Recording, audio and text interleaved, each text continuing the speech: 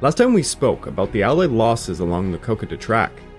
The Japanese unleashed General Hori upon the Allies, smashing them at Deniki, and then forcing them to flee Izurava, only to get smashed again. From that point on, the Allies were forced to make a fighting withdrawal from Izurava to Olola, Iora, Templeton's Crossing, Maeola, and lastly, Ifogi. The Japanese had managed to reach the peak of the Owen Stanley Range, and from there it would literally be downhill to Port Moresby. Things were truly dire for the Allies. We then ventured back to Guadalcanal, where the 5th Marines led by Lieutenant Colonel William Maxwell had a little adventure going past the Matanikau. That lackluster trip would cost Maxwell his command. We also explored the Tokyo Express and how the Japanese logistics were literally grabbing at straws to deal with the issue that was Guadalcanal. However, today, we are venturing back to Green Hell. This episode is the Milne Bay Counteroffensive.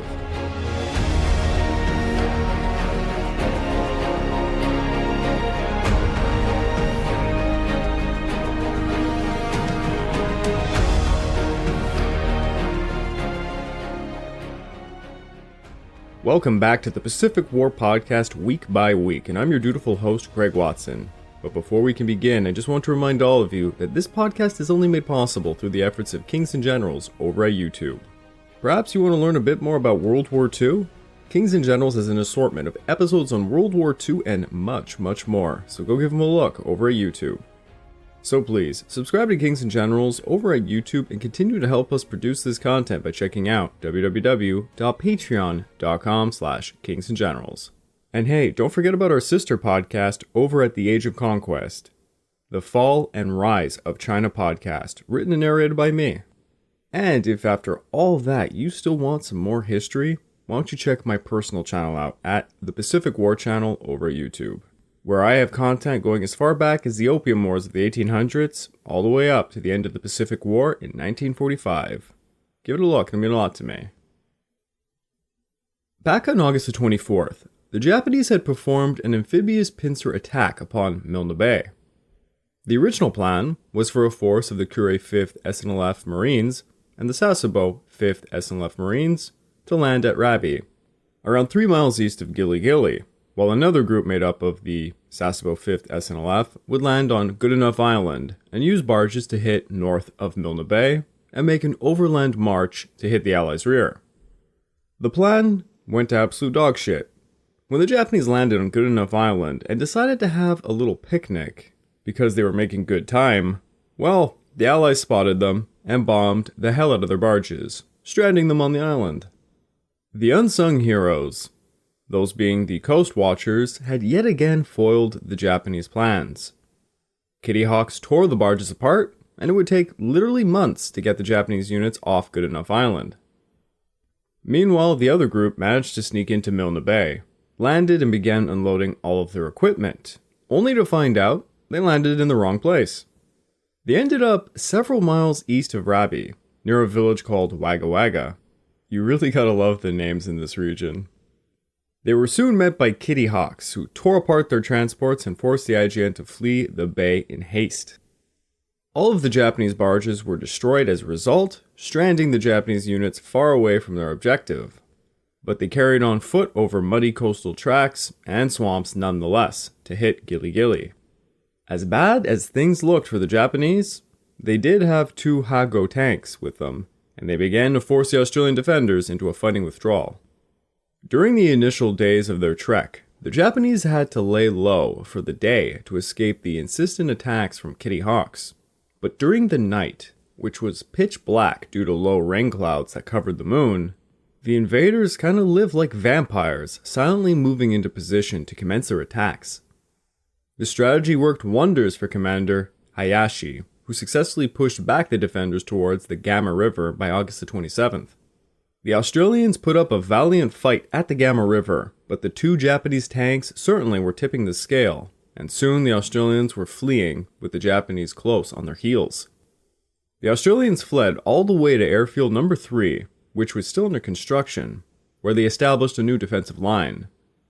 By the early hours of August the 28th, as the Japanese advanced into the unfinished Rabi Airfield No. 3, their tanks got repeatedly bogged down in sodden track, their engines showing signs of strain after pushing all day through the mud. Inevitably, both of the tanks would become irretrievably stuck near Rabi, and the troops would have to continue without the strong support of their tanks. The new Allied defensive line, established around the incomplete airfield, was manned by the 61st and 25th Infantry Battalions, alongside the American 709th Anti-Aircraft Battery and 2 companies of American engineers. The incomplete runway provided a perfect killing field. To its sides, it was very thick with mud, too much to cross. Thus, the Japanese would have no choice but to make a frontal attack across the open strip. The 2 Australian battalions held most of the battle line, while the American anti-aircraft battery and their .50 caliber machine guns provided support at the eastern end. The American engineers joined the Australian motor crews around the center with their own .50 calibers and 37mm guns aimed on the coastal track crossing the runway. At dawn on August the 28th, the Japanese launched their attack, but they had lost their tanks after all. As I had already mentioned, it turns out the 2 tanks had finally got stuck in waist-deep mud and they had to be abandoned. The initial Japanese assault was repelled, and as the sun rose up, Kitty Hawks emerged overhead, forcing the Japanese to scatter into the jungle for shelter. The Japanese had marched 2 full days, crossing streams and marching through mud. Their ankles and feet were inflamed and swollen. So for the day of the 29th, the Japanese were given a rest, as they continued to move their supplies under the cover of the jungles. In the meantime, General Close evacuated his aircraft from Gilly Gilly's airstrip number 1 to go back to Port Moresby just in case. By nightfall, the depleted 61st Battalion stood in defense of the northwestern end of the Rabi airfield, and the 25th Battalion was to the southeast, while a small reserve force covered their rear across the creek. The 12th and 9th Battalions were sent forward to prepare a counterattack against the enemy. Meanwhile, the Japanese were facing a critical supply problem that forced Hayashi to reduce the rations to dry biscuits for all of his men. He also assumed that the Tsukoika unit had landed at Tapota and was advancing on the hills north of Rabi. It wouldn't be until September the 2nd when messengers aboard canoes sent word from the Tsukoika that they were going to miss the party. Meanwhile, Admiral Mikawa tried his best to help Hayashi out by sending the destroyer Hamikaze with supplies to Rabi on August 27th. However, the struggle at the unfinished airstrip prevented the Japanese land forces from contacting the destroyer, and it had to depart without even unloading its cargo. This prompted Mikawa to order Commander Yano Minaru to take 760 SNLF Marines from the 3rd Kure and 5th Yokohama groups to go back up Hayashi. The convoy landed at Wagga Wagga during the night of August the 29th, with the surface forces of Admiral Matsuyama shelling the Allied positions around Gilly Gilly until midnight. Yano was a very gung-ho officer who was anxious for glory. They got unloaded near the KB mission while their escorts shelled the Allied positions. Yano soon took overall command of the operation, seeking to attack immediately, but was persuaded by Hayashi to let the men rest before. Limited rations and low on ammunition, Yano's men, along with the Allies, were exhausted and very sick and tired of mud. To add to everyone's misery, malaria was spreading on both sides. In the meantime, the Australians had discovered the 2 enemy tanks, bogged down and abandoned on the track. They were preparing to counterattack. General Close had not committed all of his forces to fight, as he was receiving scanty reports on the Japanese numbers. But an order came from General MacArthur stating, "At once, to clear the north shore of Milne Bay, without delay, and submit daily progress reports." The Japanese were in for a nasty surprise when General Close finally swung into action. While the Japanese were resting, several American armored half-tracks were sent in with heavy machine guns behind the Allied lines, alongside additional machine guns and mortar crews to bolster the defenses. When Yano finally ordered his attack across the airstrip at dawn of August the 31st, it would become a climatic battle. The Japanese were shocked as the machine guns began cutting them down. The killing field was littered with their dead.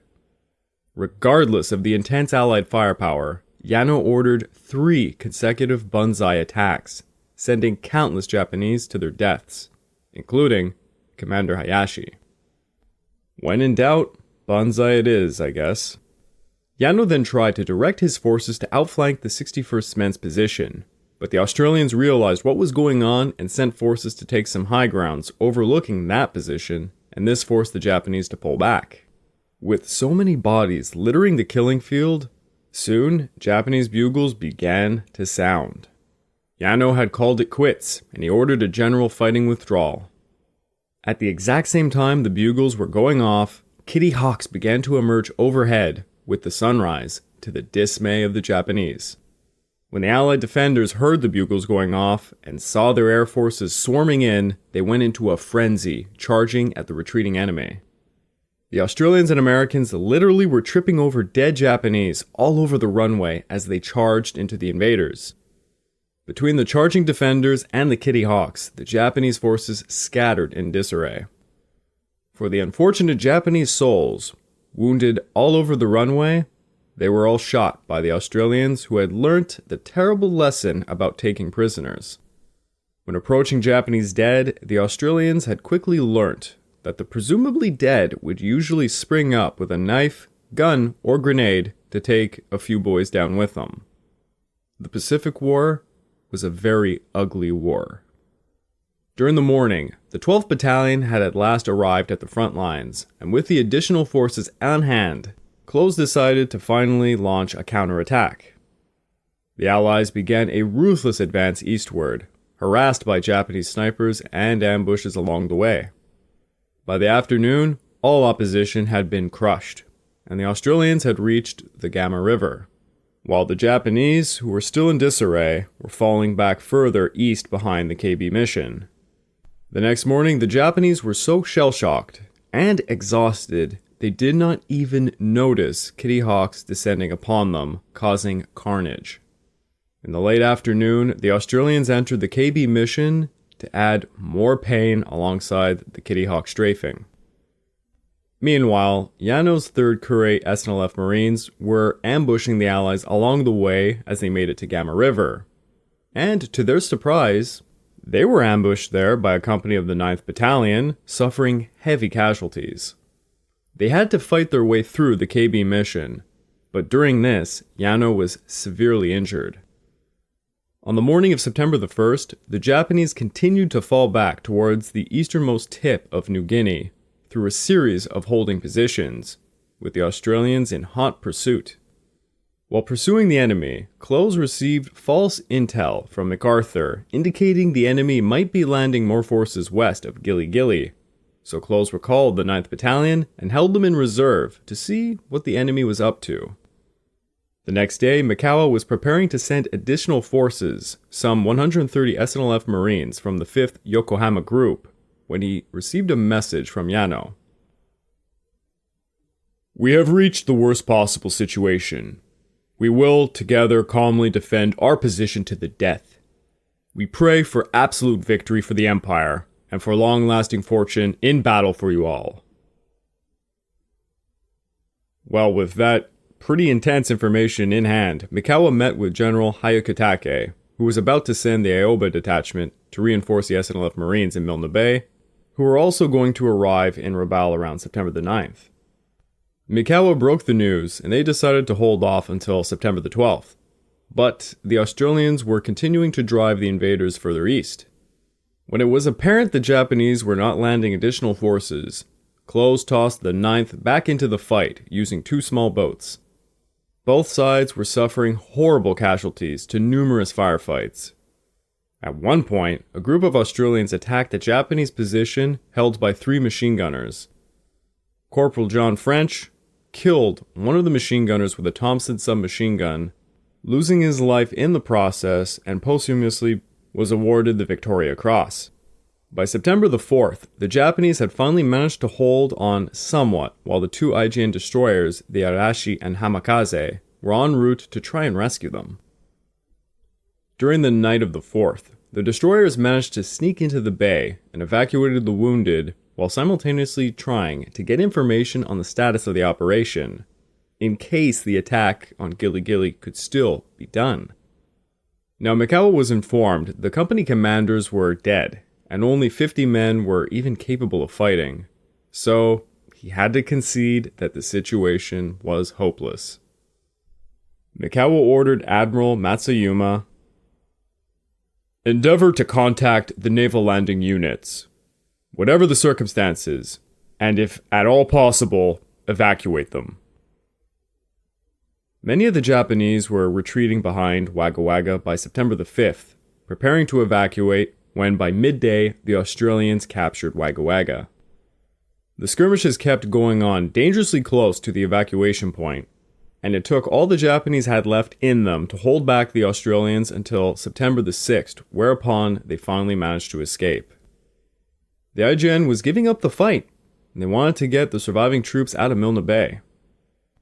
On September the 5th, the destroyers would evacuate around 1,300 men, including the wounded Yano, but over 750 Japanese were dead, scattered across the various battlefields and jungle. Many Japanese who had fled into the jungles because of the Kitty Hawks and the Allied units hunting them down did not make it to the evacuation site in time.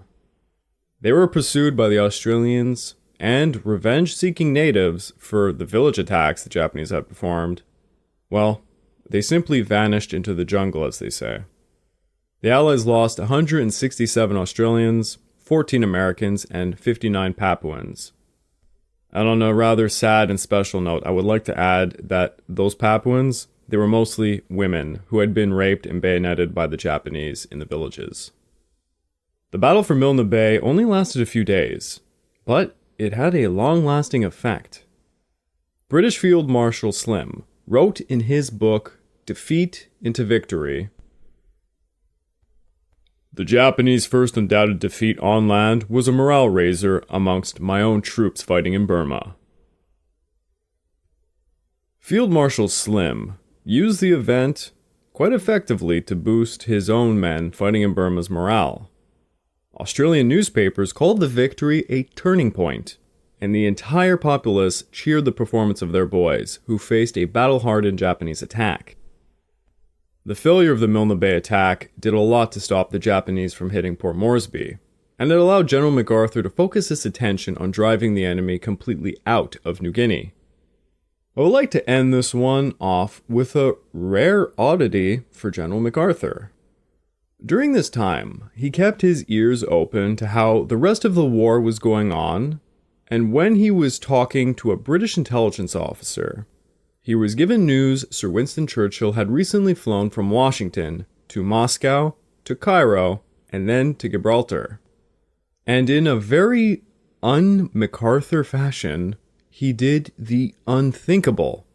He praised another military figure, and not just that, a man who had convinced FDR to go with the Europe First strategy.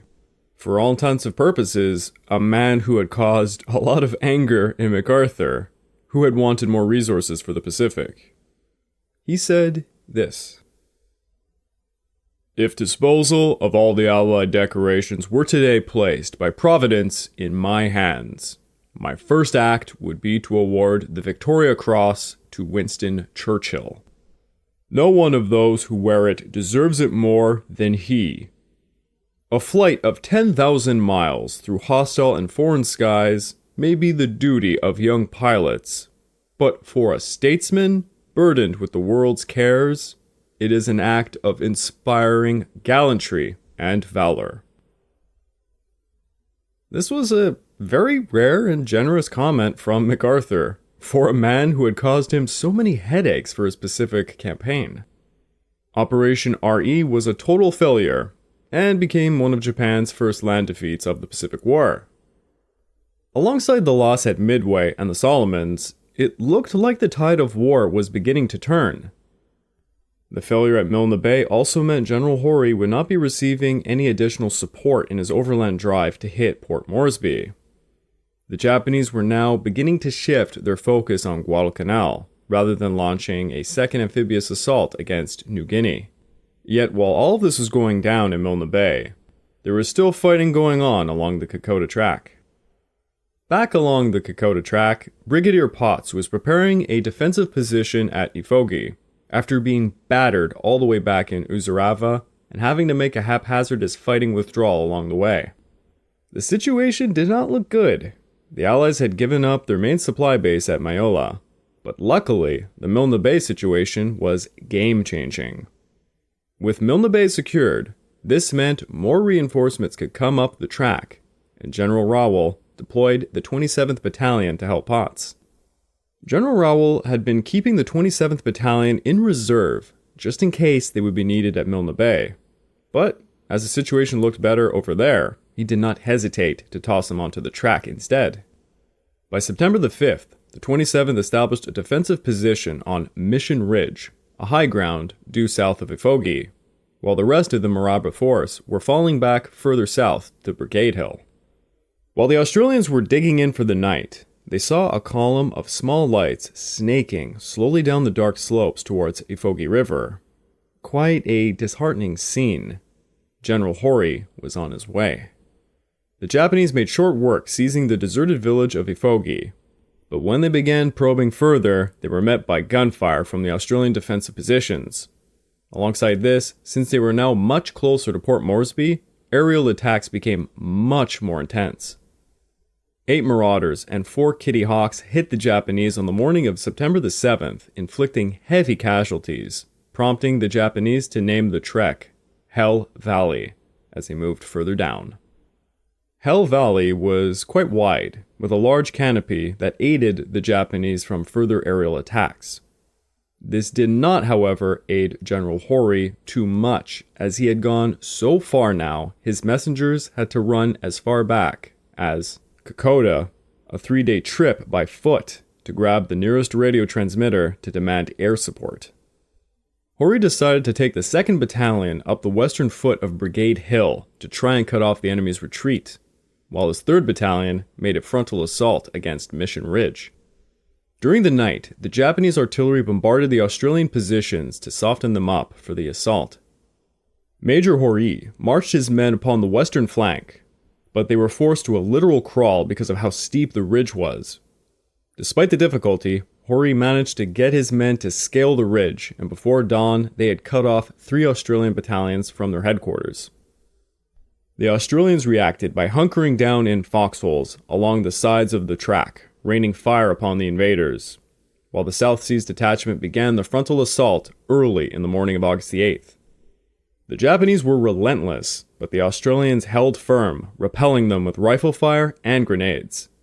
Gradually, the 27th Battalion was pushed back, dangerously cutting off many units. Potts realized the situation and ordered the 14th and the 16th to try and break through Hori's position to safety. They had to fight through artillery bombardments and heavy rain while simultaneously charging against the Japanese position. Only a single company of the 16th managed to break through and reach the HQ. By the late afternoon, Potts' HQ was forced to disassemble and withdraw towards Minari, while the 14th and 16th tried desperately to make a fighting withdrawal. Their fighting withdrawal went through some rough terrain, leading to miscommunication and confusion, and soon the withdrawal fell into complete disorder. The Australians received 87 deaths and 77 wounded during the chaos for Mission Ridge and Brigade Hill. Historian Nicholas Anderson described it as, quote, an unmitigated calamity for the Australians. Brigadier Potts, as a result, would be relieved of command. By September the 9th, the first elements of the battered Australian battalions began to arrive at Minari. But because the Japanese were hot on their heels, Potts was forced to bypass Minari and continued withdrawing south towards Oibawa. The Australians fell back to a high point known as Oibawa Ridge, some 25 miles north of Port Moresby, well within sight of the Papuan Gulf. While things looked doomed for the Allies, General Hori faced an even worse supply problem. On top of how long and difficult it was for the carriers to bring supplies over the track, air attacks on the track and on ships coming from Rabaul were increasing. The supply chain had been strained, resulting in more native carriers deserting. It was a domino effect getting worse each day. Because of the supply issues, General Hyakutake ordered Hori to halt on the southern slopes of the Owen Stanley Range. However, Hori was determined to achieve victory, and so he pushed the men on further south towards Port Moresby, despite the terrible state of his supply line. This was all building up for a climactic battle. Meanwhile, if you recall, General Kawaguchi told his superiors basically to, well, F off when they prompted him to take the Tokyo Express, and instead advocated for a leapfrog maneuver to Guadalcanal from the Shortland Islands using barges. Well, his superiors eventually won out, and Kawaguchi was forced to grab one ticket aboard the Tokyo Express alongside 1,200 of his men on August 31st. Their trip was met by air forces from Henderson Field, but under the cover of darkness, Kawaguchi did manage to land on Guadalcanal, and he took full command of all the Japanese forces on the island. His first task was to prepare an offensive to retake Henderson Field. The Japanese won a minor victory during all of this when the submarine I-26 managed to hit the USS Saratoga with a torpedo, causing quite a bit of damage to her. Saratoga was forced to depart for repairs, taking along with her a very wounded Admiral Fletcher. Fletcher received a gash on his head from the attack, which earned him a Purple Heart, but it also seems it prompted Admirals King and Nimitz to move him out of command because of his lackluster performance. I would like to take this time to remind you all that this podcast is only made possible through the efforts of Kings and Generals over at YouTube. So please, subscribe to Kings and Generals over at YouTube and continue to help us produce this content by checking out www.patreon.com/kingsandgenerals. And hey, don't forget about our sister podcast over at The Age of Conquest, the Fall and Rise of China podcast, written and narrated by me. And if after all that you are still hungry for some more history, why don't you check out my personal channel, the Pacific War channel, over at YouTube, where I have content going as far back as the Opium Wars of the 1800s, all the way up to the end of the Pacific War in 1945. Check it out, it means a lot to me. The Australians simply can't catch a break on Green Hell. General Hori has his eye on the prize, and despite being ordered to stop where he was, he decided to push forward to try and pluck Port Moresby. However, General Hori's supply lines were stretched far, far too thin, and he would soon learn that the hard way.